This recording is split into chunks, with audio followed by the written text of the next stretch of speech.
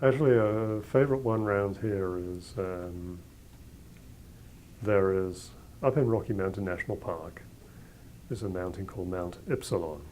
And Ypsilon is the Greek for Y, and it's so called because if you look at it at the right angle, you'll see snow couloir on it, which top is like this, comes together, forms couloir, makes a Y shape, so hence Ypsilon. And as you look at that couloir, on the right-hand side is a ridge. And it's a great ridge to go and climb because while most people probably do use rock climbing gear on it, you can in fact climb it without rock gear, and so it'll go a lot quicker. But the views from it are very impressive, and you are right up there, with the whole world around you, and it's pretty impressive scenery up there.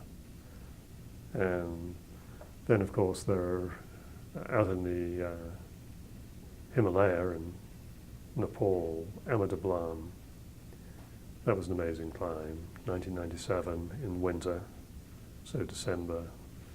It's a 23,000 foot mountain, so we decided to do it as a winter climb. And winter is supposed to be the dry time of year, but for some reason when we were up at Camp 2, at around 20,000 feet, 3 foot of snow showed up in a storm. And what surprised me was that I was expecting the whole upper mountain to be completely impassable with that amount of snow on it. But as it turned out, the winds had been blowing so strong that basically they'd blown all the snow off the top of the mountain and it all landed down in the valley. So everybody down below was wading through about 4 or 5 feet of snow. And we actually had the mountain pretty much to ourselves, great conditions. And I'm told since then that and possibly an impact of global warming, that the route that we got to do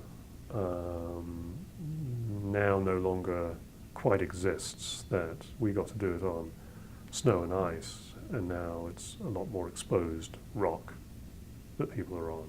So perhaps not as pretty, or perhaps not as, we had it easier on snow and ice. But Ama Dablam is a spectacular climb.